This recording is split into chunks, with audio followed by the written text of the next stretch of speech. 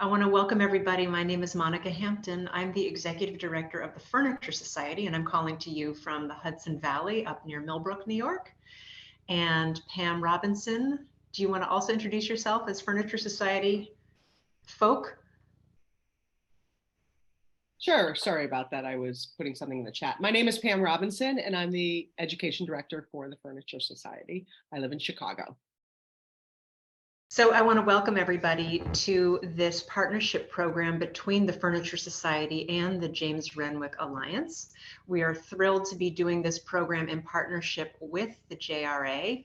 Partnerships make us stronger in everything that we do, and I'm so grateful to Jamie Ann for your continued willingness to partner with us. Today we are having a coffee and conversation. I brought my coffee. I hope you all brought yours. This is an informal presentation in which we are honoring the 2022 honorable mentions for the Chrysalis Award bestowed by the JRA to Aspen Golann and Emma Senft. This partnership program started because this year's Chrysalis Award is exploring and celebrating the medium of wood.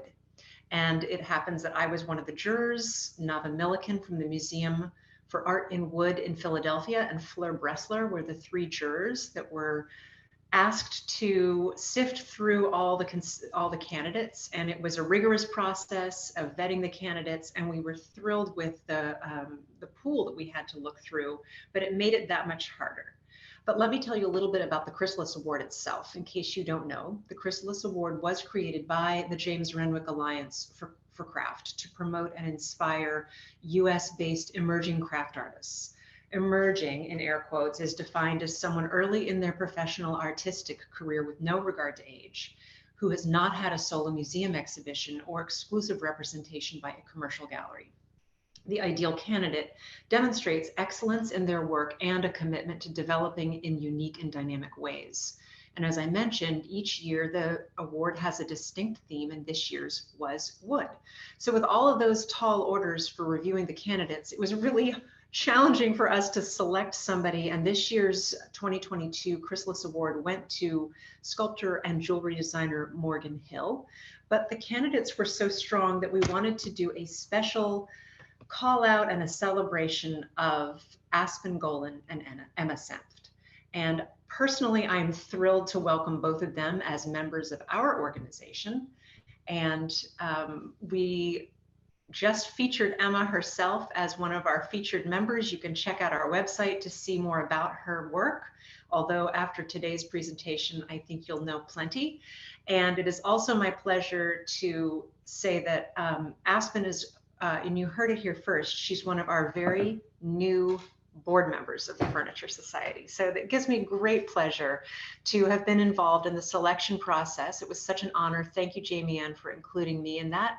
And it is an honor to be able to be a co-host of this program today. And with that, I'm going to turn it over to the incredible Jamie Ann Jacobin, who is the Executive Director of the James Renwick Alliance for Craft. Thank you so much, Monica. And what a wonderful introduction. I want to thank Pam for all of the work that she did in making this possible. Also, we have our staff member, Inga, who will be here as well in the chat. So thanks to both of them, and thanks to all of you and the Furniture Society for co-hosting with us. We are also a huge fan of partnerships.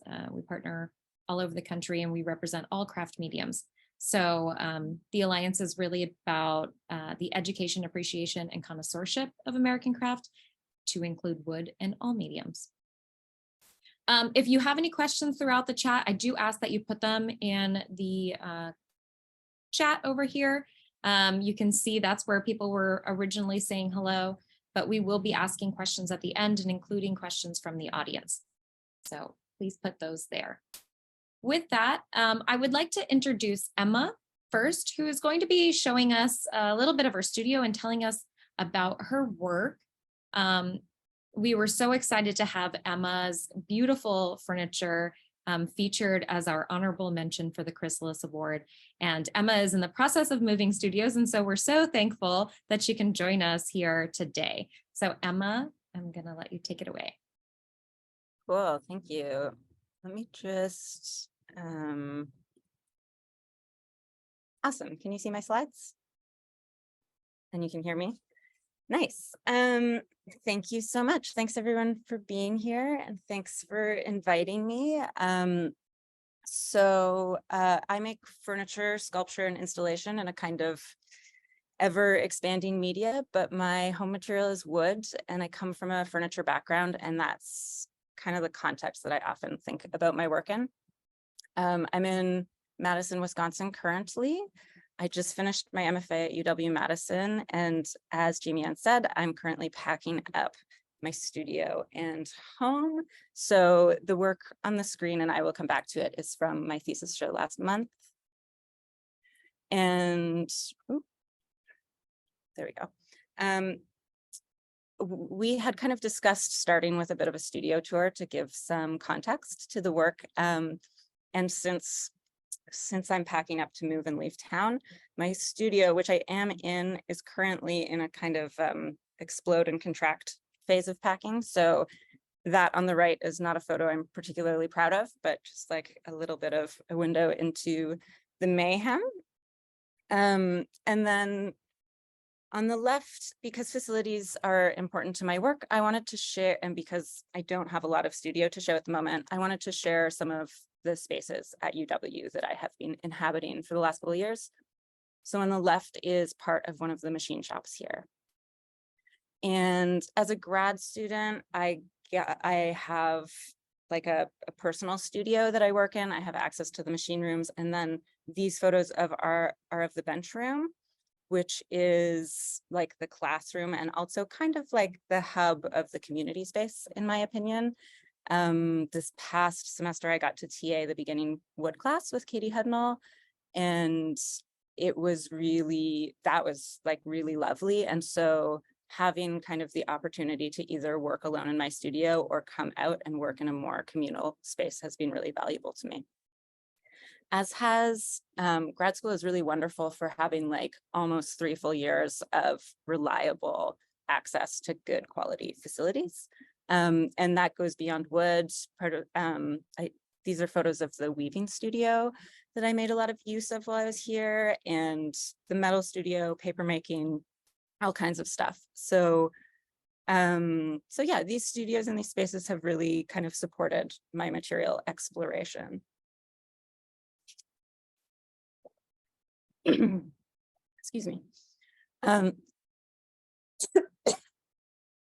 Okay, so I thought I would start with this slide because I think it was on the poster, and I started this credenza at the Center for Furniture Craftsmanship in Maine, which is also when and where I briefly met Aspen for the first time while I was working on this. So I thought that was nice. And I showed up to that fellowship with kind of like, you know, a vague disembodied idea of what I was going to do.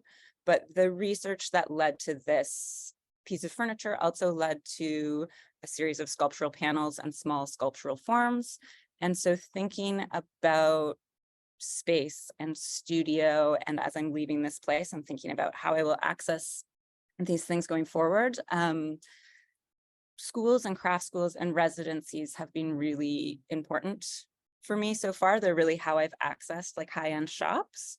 And those residencies, you know, allow me to access equipment, build work, build skills, but they also give access to or like hold space for communities, and that has been really important. So this residency and project for me kind of represent a shift in my work, and the community there and the conversations that I had helped develop how I saw myself as a maker and an artist, and really opened up for me like what I could make and what I might want to make, which was a really valuable step for me and ended up leading me towards pursuing grad school.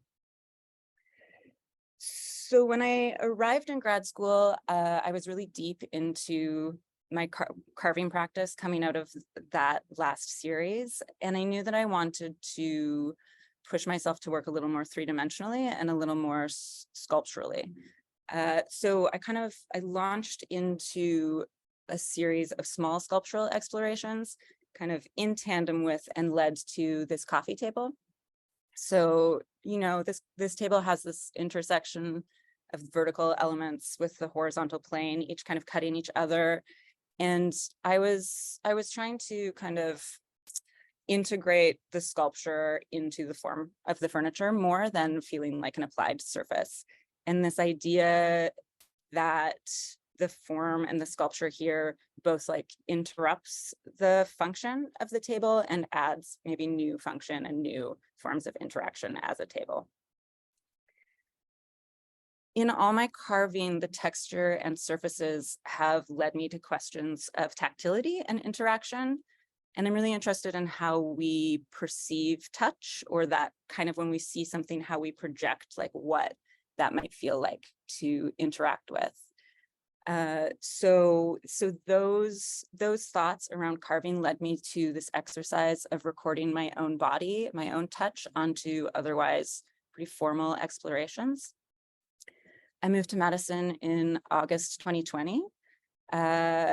So I moved to a new country across a closed border. I was living alone during a pandemic in a new place. And rather than the illusion of an imprint in these, like the illusion that I have squeezed that there, what I'm going for is creating an affordance that shows like where I fit into this, how I kind of interact with this piece or this shape, and hopefully prompts the viewer to kind of recreate that gesture, right? So if you see it or it's handed to you, you would intuitively think like, oh, like how do I fit that spot? How do I make that gesture? How do I fit in relationship to those? And so these works for me are about thinking about isolation, physical and emotional isolation, and about intimacy and about touch in all forms. Part of what I've always found really interesting about furniture is that negative space is really inherently related in relationship to our bodies and or to like the function and how we use and interact with the piece. And so rather than kind of that busyness of textured carving that I was thinking about connoting tactility with in earlier works, the negative space in these become records of my own touch and body. And this piece is two-sided, so it fits my knees from one side and my feet from the other. And you can see this here, like that, the kind of peachiness of the basswood that's carved away from the bleached surface, kind of this little fleshy reveal. So this is like January 2021, you know, we still didn't really know how early we were in the pandemic, but the double-sidedness of this kind of always implies like the absence of the other side. Or if I were to think about like two people sitting in this or interacting with this at once, you know, at the time that I made this, you weren't supposed to be that close to anyone else, right? Back when we were talking about 6 feet. So kind of materializing like this idea of physical proximity and touch or lack thereof. I've developed an interest and an approach to kind of using objects to talk and think about or think through things that I might have trouble verbalizing or don't really like understand in words yet. And so for me, the making of these objects becomes a kind of personal mediation between myself and the idea of figuring that out. And obviously with the touch works and this, my body, I'm thinking about my body in relationship to the work, and an embodied idea of how we experience work and experience our physical environments. And the other thing that I've been thinking about is the space's relationship to the work and to us. So I'm thinking about how can I use the space as an actant or as an active force that shapes the work. So this is kind of an exploration of gesture, but I'm using the physical constriction of the gallery case itself to shape and hold the form, and then the color of the paint to kind of like bring this space forward or like visibly be a part of the piece, not a background.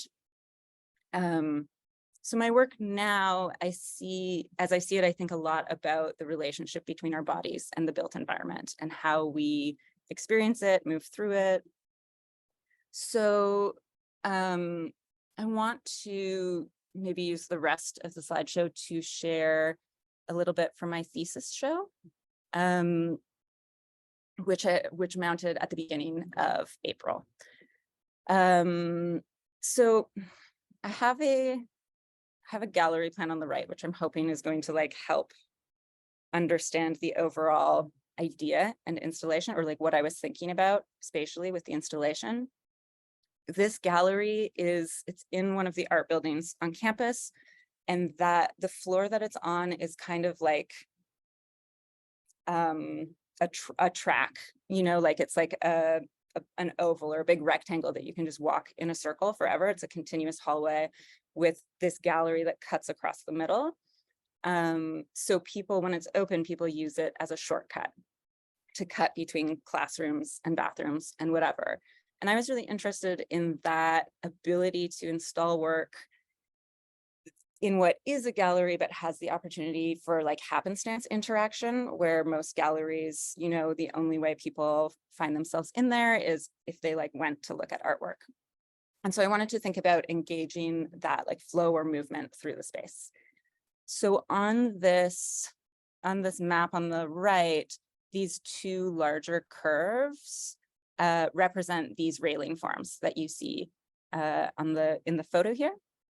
So either end, when you enter the gallery, you immediately encounter a choice of how to navigate, and you kind of have like 3 options of where to go.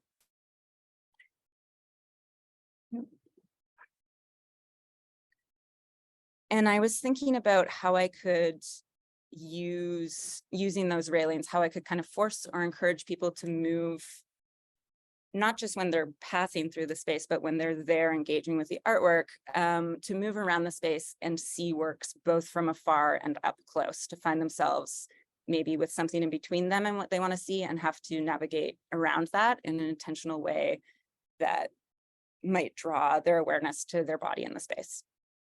And these railings are part material response, which I will talk about. And they're also about engaging the language of the built environment, but to a pretty distorted extent that has this kind of gesture, dance, movement, play.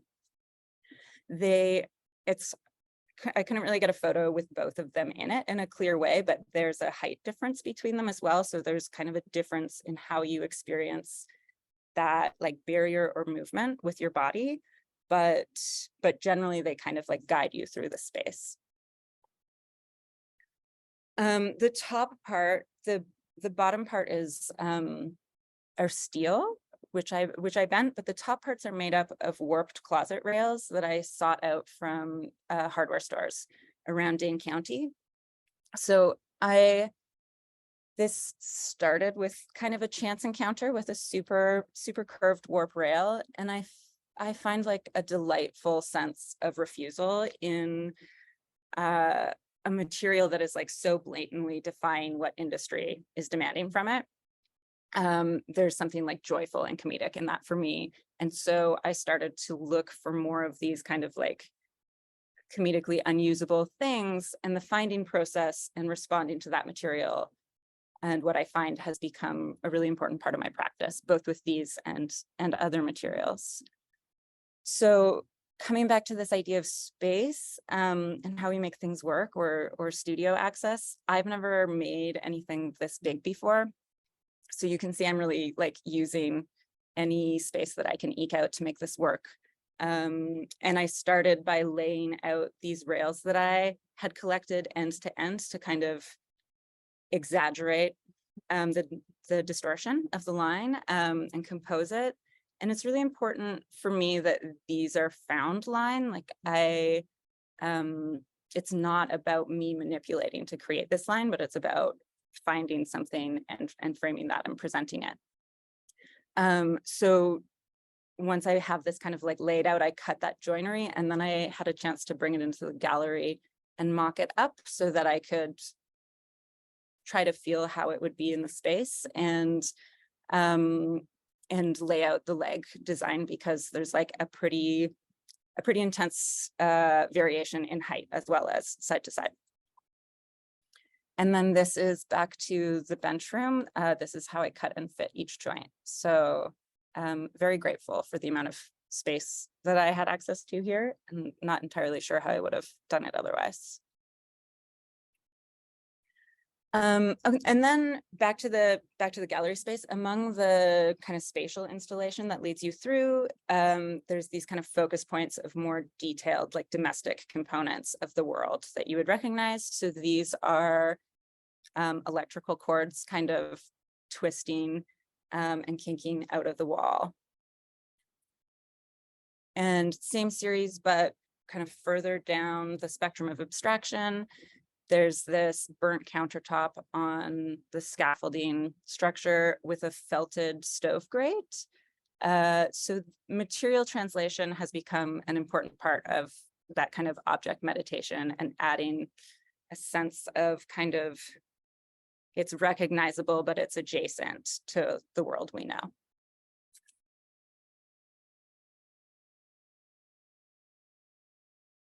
And all of that is I'm kind of thinking about that like distortion and our perception of the world around us. And so the idea of the world being pliable, for me, has these implications, pliable, that we can impact it and that it can in turn impact us. But also that how we experience the world could be unreliable. Something that feels really stable or permanent can shift. Or something that feels really like stable or prescribed in meaning or value to us can mean something totally different to someone else. So, oops. Okay, so within the space, there was also a couple like wonky scaffolding forms, and there's this installation of kind of 4 objects that happens here that is kind of one piece, but also 4 distinct pieces that relate.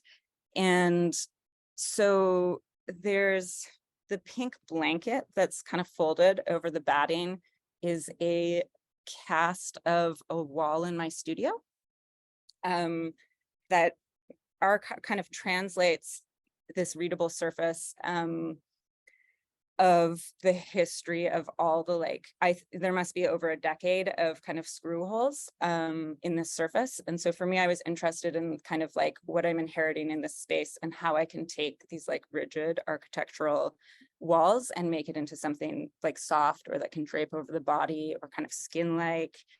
And then kind of matching a material on the right is this hanging silicone piece.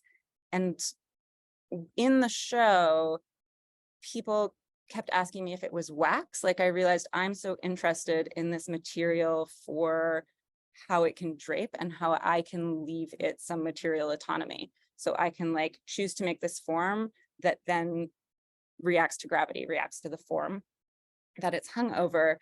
And I wanted to think about how I could kind of communicate that a little better. And so when I was in the studio getting some documentation, we played around with images of handling it so that you can kind of see it move, hopefully understand a little more naturally how supple it is, and also get that kind of further implication of the hand with the doorknob, because this is cast of 2 doorknobs with this long distended pliable thing in the middle.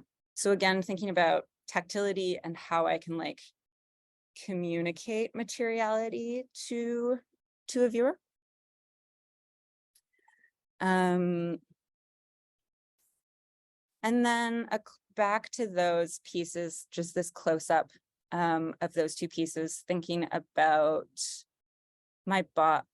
our bodies or my body with the built environment, with furniture. So this stool thigh chair that has a lap on top of it, kind of like thinking about, I took the kind of stools that we have all over campus and in the wood shop here and built a lap into it on top of it in conjunction with this kind of lap blanket that is made out of the casting of the wall.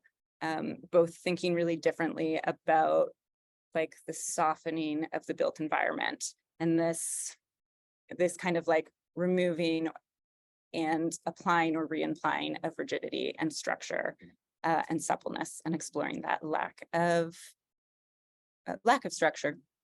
Anyways, that is pretty much time for me. So I will leave you with this brush. Thank you. Thank you so much, Emma. I see you clapping, Aspen. I'm going to be introducing Aspen next to speak to us a little bit. But Emma, I just want to say how wonderful I think it is that you're moving from the tactile nature of the furniture you were making and thinking about how furniture takes up space in our lives and in our homes, and then taking that to a conceptual, totally different body of work, still working and coming from that concept of space and tactility. So thank you. And I'm going to have Aspen join us now and talk to us a little bit about her work. And Aspen, I also think you have some news for us that I think Monica was going to mention at the beginning, but maybe forgot. So no, I didn't forget. I was just going to end with it, but now is a perfect time to do it. Aspen, would you like to join us and maybe share your good news and tell us a little bit about your work? Hey, everybody. Hi, Emma. Thanks for being so wonderful and for sharing this little Zoom platform with me. My news.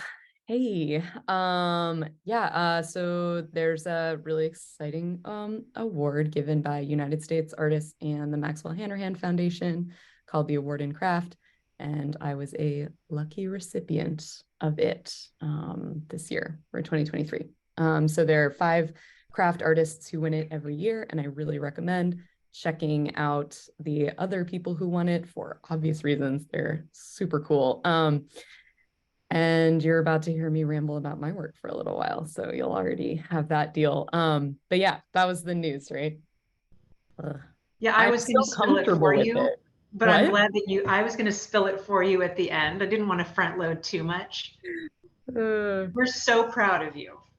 Thanks, you guys. It's was a very surreal moment in my life. It's one of those moments where you're like, well, I guess I'll always remember sitting in that weird office, taking a break to receive a phone call. Anyway, blah, blah, blah. Thanks so much for having me here.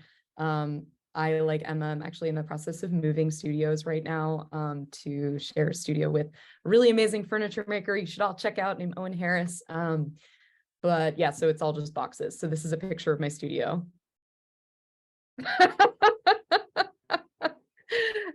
Or my past studio, but I'm hoping that the next one will have an even livelier plant in it.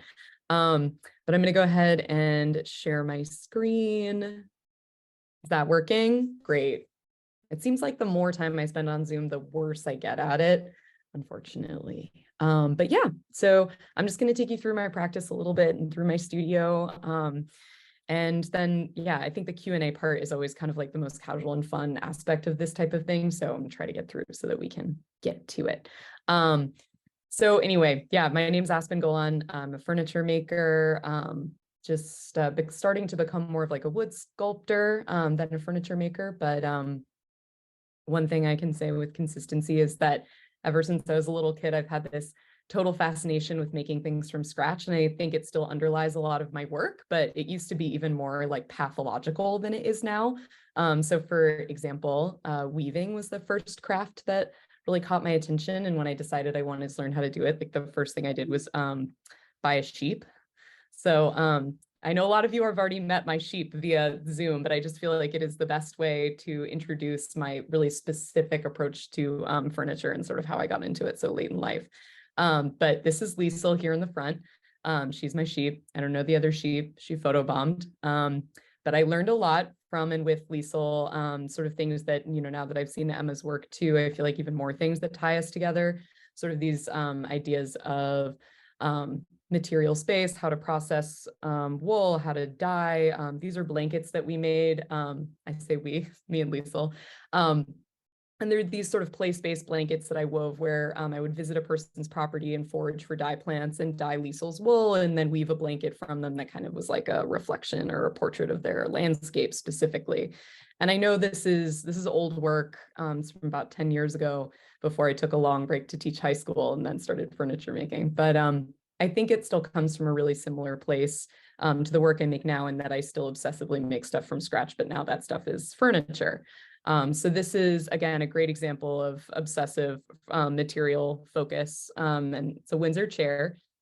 So basically the whole thing is split out of an oak log that my friend Pete and I harvested from a friend's property. And everything is done by hand, no power tools. It's painted with milk paint, which is this like super ancient kind of paint. You have to mix it up yourself. It's a pain in the butt, but it's totally worth it.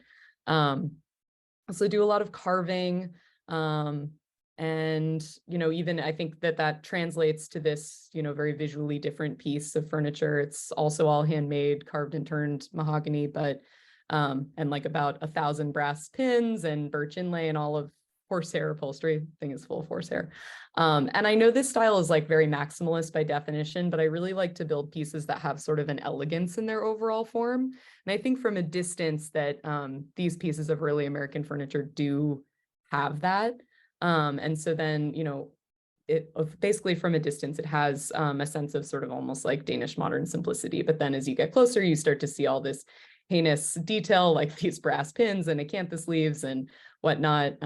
These are just more pieces from that era of my furniture making process, pieces that essentially only have simplicity from many feet away and then become this like very complicated, sort of overly ornate piece of furniture.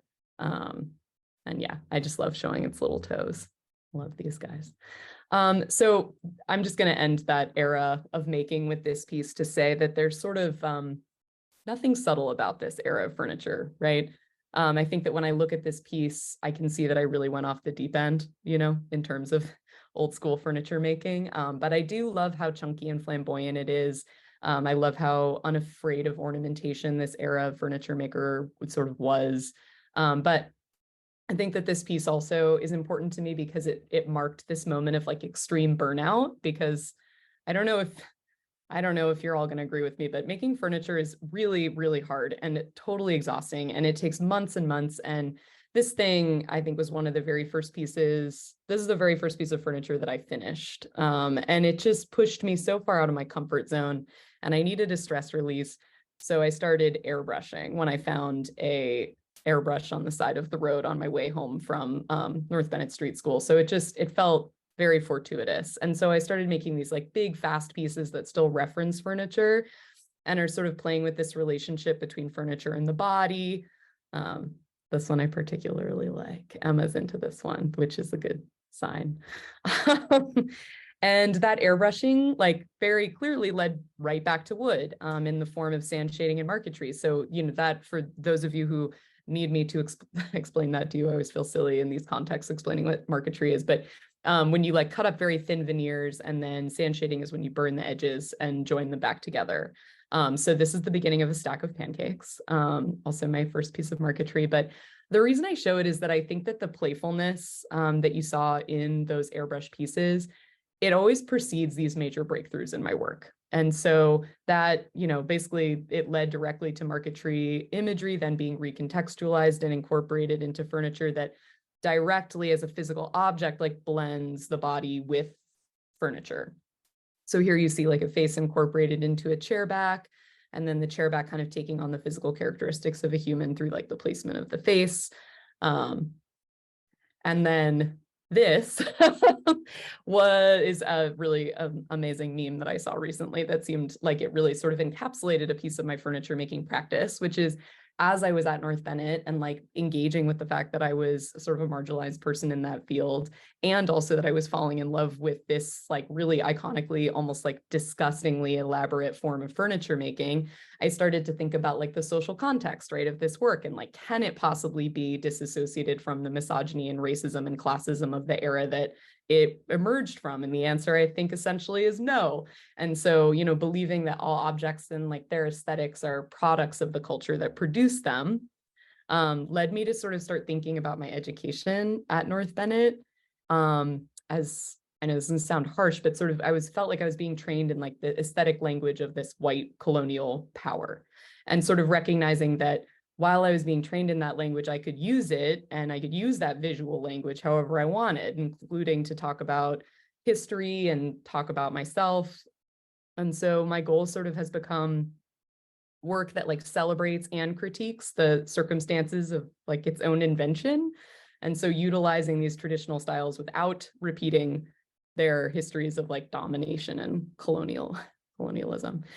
So anyway, yeah, so my work began to use like these sort of iconic markers of American craft, you know, like you'll still see the ornate carvings and the inlaid images and the glass enameling, but talking about social and gender inequity. So this really, like this piece, I think is a really fun one in terms of sort of disconnecting like aesthetically and conceptually, like let's say untethering woodworking practices from their decorative traditions. So while this clock, like a lot of the design details are historically accurate, like the intention was to talk about female experience. And so you can see here, like sort of the way that the hand enameled glass panel like depicts the lower half of this formally dressed woman, and it blends seamlessly into the doors, and the clock face replaces her face, sort of creating this like blend of essentially like subject and object. It's also fun to just see the way that glass enameling works because the materials are amazing. So yeah, I kept using that same style to play with this cabinet. So this cabinet again sort of blurs that line between figure sculpture and furniture, and sort of the positioning of these female bodies and the loose clothing kind of transform the act of opening the doors into a disrobing. So sort of merely by using the cabinet as intended, the user like violates the figures by removing those coverings and sort of entering into the internal space of the cabinet carcass. And if you're a real nerd, you'll notice that the draped cloth imagery like plays on this classical American Samuel McIntyre carving that always seems to feature cloth like hanging in these catenary curves. So there you go, you can kind of see it there. So yeah, the intent is again, you sort of combining these iconic decorative motifs with the functional cabinet, exploring like female objectification and overuse and domestic labor and sexuality and the doot.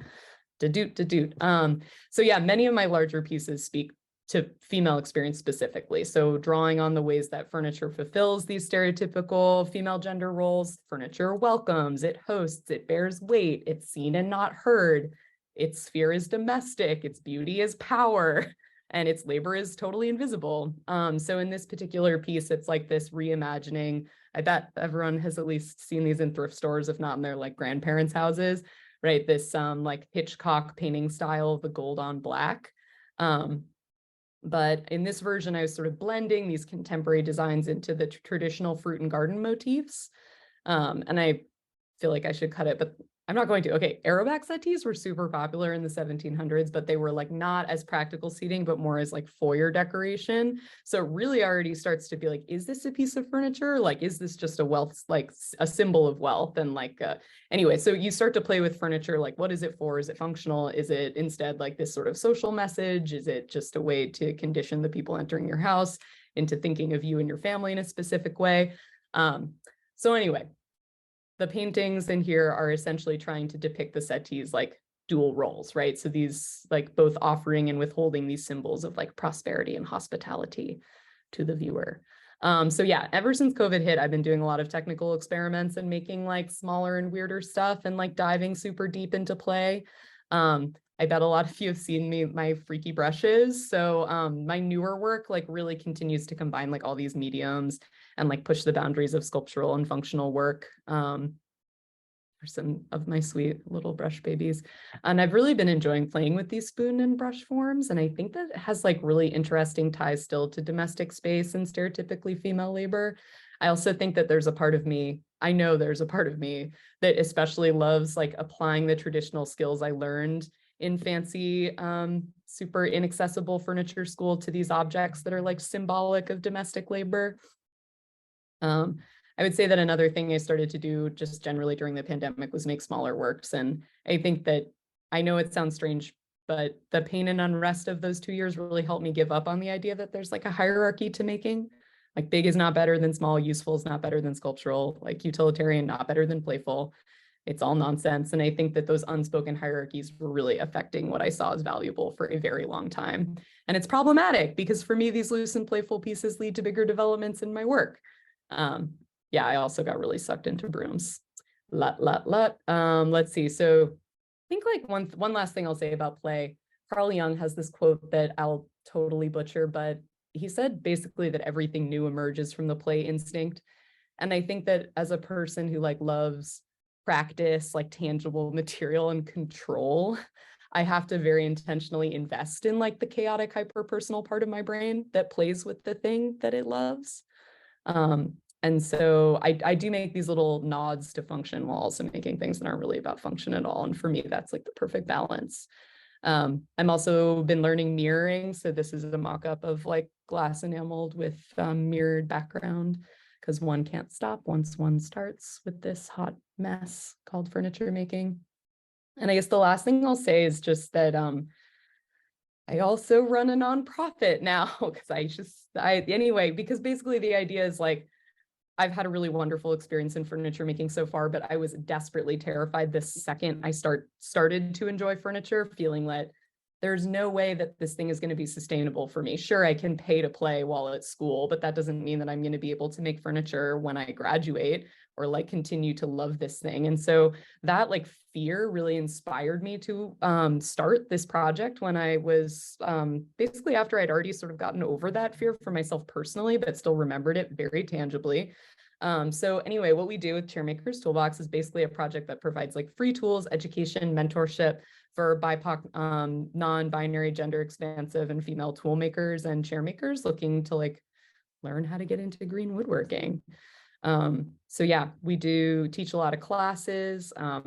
I teach because I love it, and because I also think that following 300 years of restricted access, that the continued relevance of hand tool woodworking relies on the authentic participation of historically excluded makers. So we've been running these classes for a couple of years now, and they are bountiful and beautiful and joyful, and please apply and come hang out and make chairs, and all I want to do is see you there. I also made this like really fun, cheap, accessible zine about how to make chairs. We can talk forever about why chairs, but I'll just show you a few attractive photos of geniuses making chairs. But basically the idea is like, this is one of the few woodworking processes where you don't need a full shop, right? So you could fall in love with this, and then as long as you have like a kitchen, you can make a chair. And so it became one of those things that started to feel like one of the most sort of kind and reasonable and fair and like, I don't know, just overall most productive things to be teaching to people who don't necessarily have a way of, you know, engaging in woodworking spaces without also experiencing a lot of toxicity as a byproduct of being in those spaces. So yeah, blah, blah, blah. I feel like I'm almost out of time, right? Yeah, okay. So these are just some like, look how charming green woodworking is. Oh my God, we love it.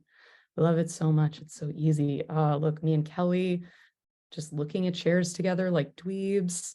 Now, for some reason, my slides aren't loading, which, you know what, feels like maybe a blessing. So I'm going to stop share and just say that we have two other like parts of the project where we encourage people who have some woodworking or metalworking experience to learn how to partner with a mentor in the field who will teach them how to build a tool that's like effective for woodworking in this very specific old school way.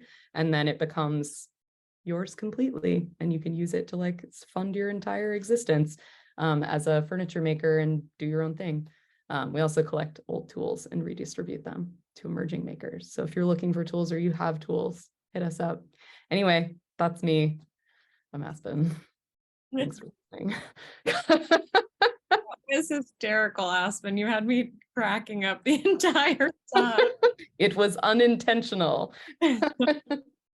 Well, thank you so much for sharing. And I can't help but think that the items that you're making now, those objects that are fun and whimsical, are in direct relation to the airbrushed works you were doing. Oh my God, it's all connected. Yeah, I'm very excited to see what your next body of work will be, because it almost seems like you do this really intense stuff and then you take a vacation. And then, and the vacation is just as beautiful and just as meaningful. But I see a pattern forming, perhaps. So I'm flattered that you think there's a pattern or any sort of structure underlying me following my like weird impulses. But yeah. well, weird impulses sometimes do have patterns. So Emma and Aspen, I'm going to invite both of you kind of back on here. And Pam, I don't know if we can pin everybody all at once. Is that an option, or spotlight? Only the person that's speaking, so. Oh, okay. Huh, interesting. Well, let's see. Usually I thought, okay, I guess not. I'm going to jump into some questions. I know that I had sent some questions in advance. Sometimes questions or your presentations will lead to other things. Emma, you had me thinking about space a lot differently after hearing your presentation. But I want to talk a little bit, maybe at the very beginning, how you got started working in wood. So Aspen, you came from a totally different field, which was textiles. And then Emma, you were saying that you come from a family of makers. I wonder if you could each talk a little bit about how you decided to work with wood. Yeah, so I actually have a BFA primarily in printmaking. And I worked, I got a studio, I made work, I did a couple of residencies. I tried to kind of launch myself as a practicing artist after I finished that degree. And that was fine. I had some shows. And then I think it's a confluence of a lot of things that I couldn't really name until afterwards.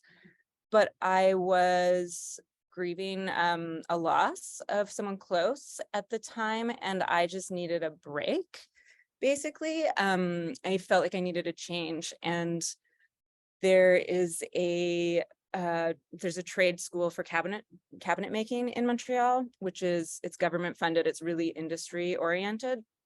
But I just wanted to learn tools. I didn't really have any aptitude or confidence in a wood shop. I was slowly starting to understand that I love making things with my hands, but I wasn't really there yet. And I kind of just went out on a limb. I was like, I'll try this thing and see what happens. And then I was just off the deep end immediately. I love working with my hands all day and I love wood. Yeah. And so from there, it was kind of a path back to figuring out how everything in my life is actually connected. And I've just been doing the same thing for 15 years. Yeah. And then Aspen, what about you? I mean, I think that when you say my choice to enter woodworking, the word choice would be a real stretch. It just kind of happened. I was a high school teacher, and I mean, to say I was in fibers is a stretch again. I was a high school teacher who had a sheep. And I think that, my undergrad degree is in sculpture, but also Russian lit. So, I mean, I was really all over the place, continue to be. So, but I visited North Bennet Street School because an ex-partner of mine was enrolling there. And I think what I saw there was just finally the capacity to feel really fluent in a material. I'd been playing in materials my whole life, and just the idea that I could learn that much about it and then be able to say anything I wanted. I was looking at all of those acanthus leaves and weird curves as essentially just, little brush strokes that could be abstracted and then used in any context, So I think that for me, I'm very unromantic about wood. It's almost if somebody was wow, you must really love English because you speak it, and I'm nope, it's the thing I know how to speak. And so I speak it. I do think that there are some things I love about it. I love this, I was drawn to the scale of furniture. I love making something that's my size. It's so empowering and so mind blowing that I could make something that's that big.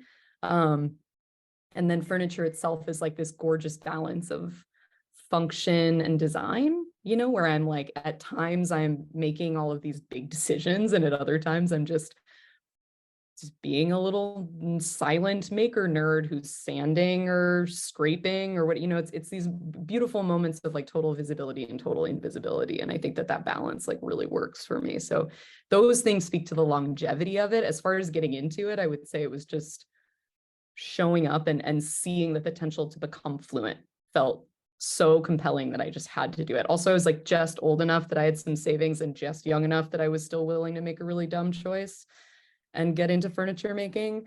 So it was like 29 and a half, you know? So I recommend like that. I think that's a good transitional point in one's life. Go for it. Sure. And Monica and Pam, before I ask my next question, like I have a million questions, but I'm realizing it's 2 or it's close to 2. Is that okay if we run over a bit? It's okay by me. Okay. All right, great. So both of you talk about how you, found kind of a center or a place to learn woodworking. And both of you also talk about, Emma, I think you talked about a residency at the Center for Furniture Craftsmanship as a space for tools and community. And then Aspen, of course, starting a nonprofit. I think I would really love to dive into that. I think asking how you started working with wood is great because it gives us context, but I think then how you stay in it might be that community that you find in these different places. And I know you guys were also roommates, right? And Aramont, maybe? Yeah. So Aspen, I've had a maker crush on Emma for years, and I got to room with her. What a dream. Aspen, do you want to start talking about community and the community that exists within wood, and then maybe some of the communities that you've been a part of that you think? I've been so lucky in terms of being parts of communities. Like North Bennet in and of itself, I think was a challenging community at times, just because there were so few people who identified as female or queer in that space. But there were, because of that, like the sub communities that I formed within that space were really powerful and really connected and like really interreliant on each other and have really sustained. I also, like, immediately after leaving North Bennet, like went and worked with Peter Galbert, who continues to be a mentor of mine. Like I can literally see him moving around in the studio from here. You can see his little head like moving because I live across from the studio that we share. I got to spend some time at Center for Furniture Craftsmanship, not very long, because I got to go to Penland and help run their wood shop as the wood coordinator for 2 years. Oh my God, there's Kylie. So yeah, that was, I mean, speaking of communities to be a part of, that was amazing. Since then, I left and, I feel like there's still a very extended community of like Penland connected people. And that has been really fun. The sub community of green woodworkers is strong. Once you get sucked into that undertow, you're never coming out. And I think that like, then craft schools have been, anyway, you don't need me to list stuff. My point is like, without those connection points, it's very easy for me to fall into, in like a deep negative way, the just challenge of this whole thing. It's so overwhelming and like it's so much time by myself and I'm following my own compass so much of the time. I have there's no one walking in to tell me that I should not spend my day this way. And God, do I wish there were sometimes. So like it's tough to be the person who's doing the thing and making decisions about what the thing is like at the same time always. And so just being like part of a community of people that I can bounce ideas off of, or that I can steal lifestyle tips from, that was one of my favorite things about being at Penland, just like watching how people move through the space and like how they structure their days. Oh my God, they take breaks. That's cool. I should try that. Like just these things that would have taken me a long time to learn. And I think recognizing that woodworking itself is going to need to change in some really dramatic ways in order to truly create a sustainable community for people like myself to stay in the field was one of the reasons why I made Chairmaker's Toolbox. And also because I want an excuse to spend more time with like-minded people and people who move through the space of woodworking as a marginalized person, and to empower and find like that kind of deep community that you find with people who are fighting constantly to find an authentic space to make. Does that make sense? Yeah, absolutely. And Emma, I'd be interested to hear your perspective as well, just about these residencies and things that you find, these centers. Yeah. I mean, same in that, like, it's kind of why I'm here, I think.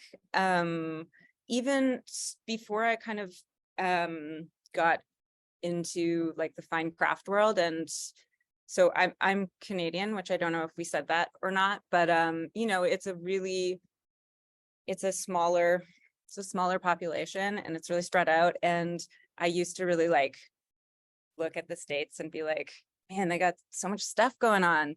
They got all these craft schools, and they got all these university programs with masters in wood.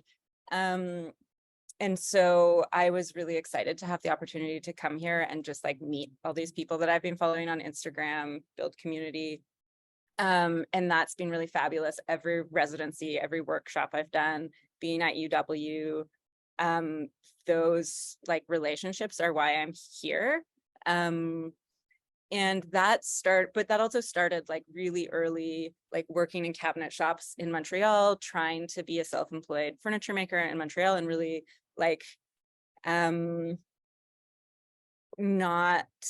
you know, I was really young and I didn't have a lot of experience, and the generosity of everybody in that field where everybody is like kind of scraping by and figuring it out. And people were so generous with space, with advice, with tips. I just was like so immediately hooked on that. And that for me, I think also perpetuates that like what I want in the field. Like whenever I meet a younger artist, I'm like, yes, like what questions? I know nothing, but what questions do you have? Yeah. Mm-hmm.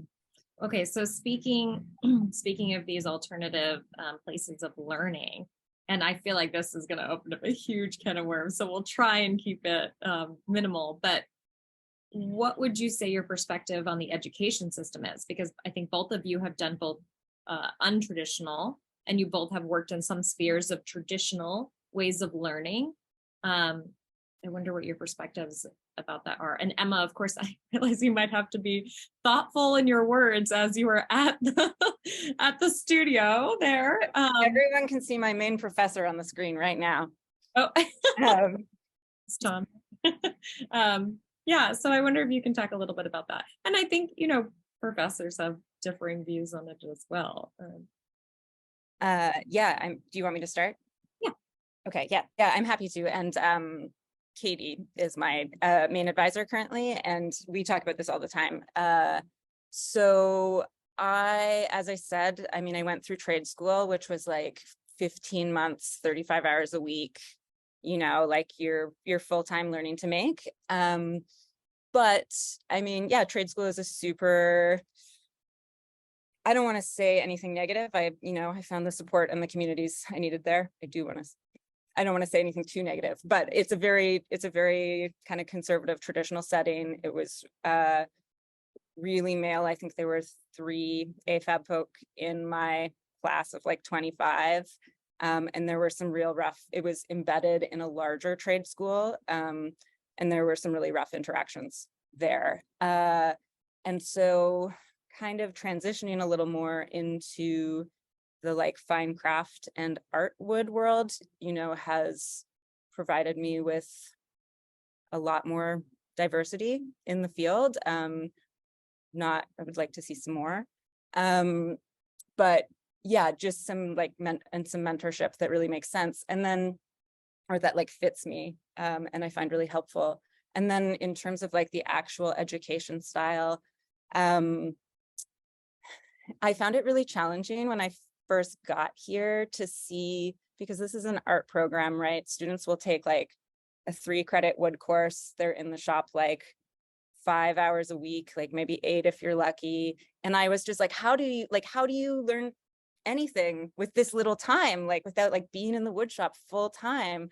And I have found that like a real cognitive disconnect to work through. But getting to TA Katie's class this last semester, the flip side of that is just like seeing the work that they made. You know, it's like they learned mortise and tenon joinery, and then they're like designing a table for the first time and they have to use this joinery. And I just saw like young students with like, I don't know how many hours of woodshop making at that point, like 50, design and shape things that no one in my cabinet making school would ever have even thought to do.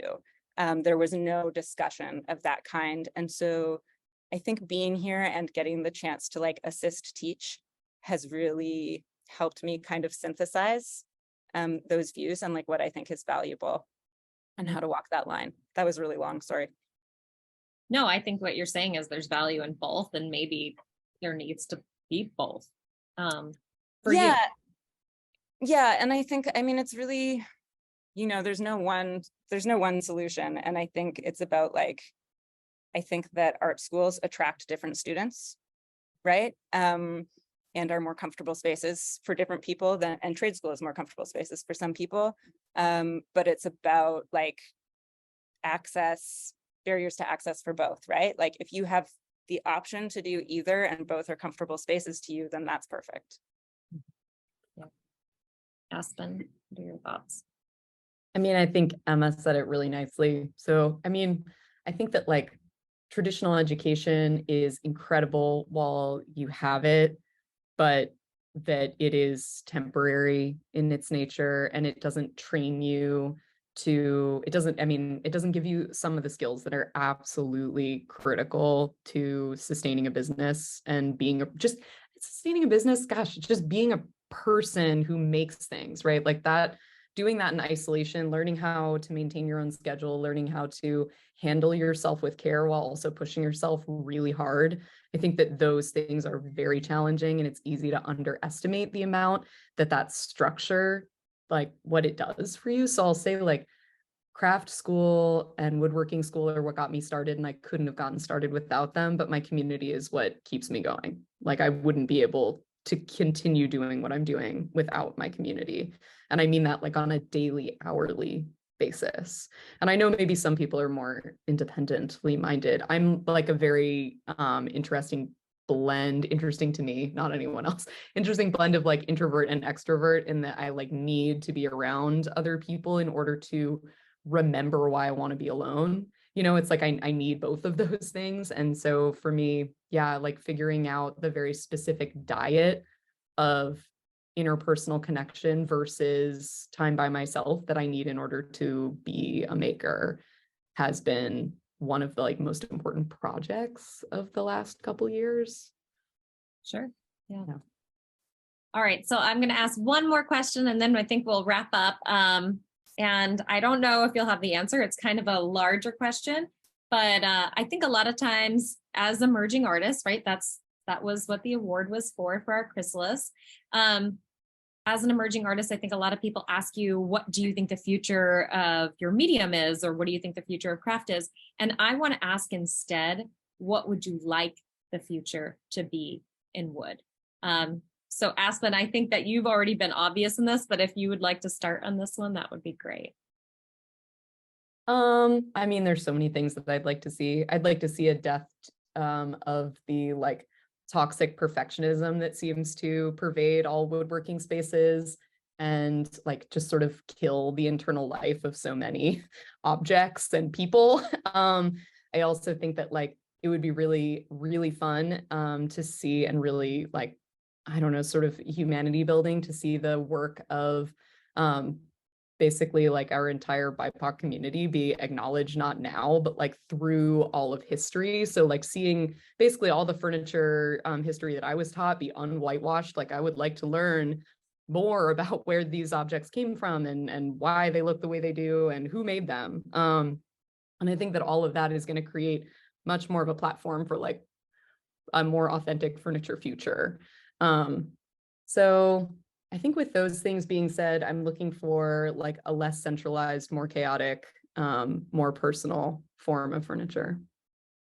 Okay. And are you down with the chaos? Yeah. Yes. Yeah. I mean, everything that Aspen said. Yeah. And then what I think add on to that, which I think is kind of in tandem with that, is like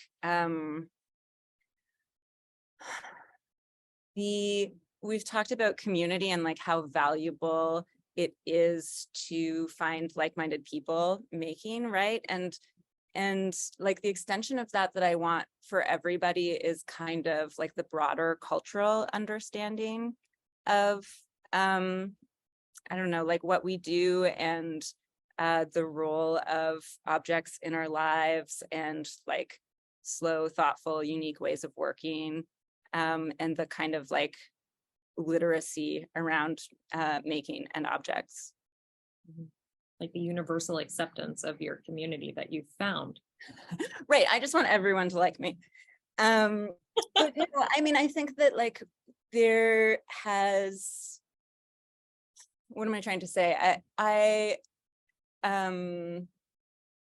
think often it's hard sometimes to explain what we do in a world full of objects, or like why there's value in that. And I think that there is value in like craft and manual like working and skill. And I think that for me, and this goes back to like community and education spaces, I felt such a gain in agency and how I interact with the world when I started to like work with my hands more and learn those skills. And that is a thing that I would like to share as broadly as possible, I guess.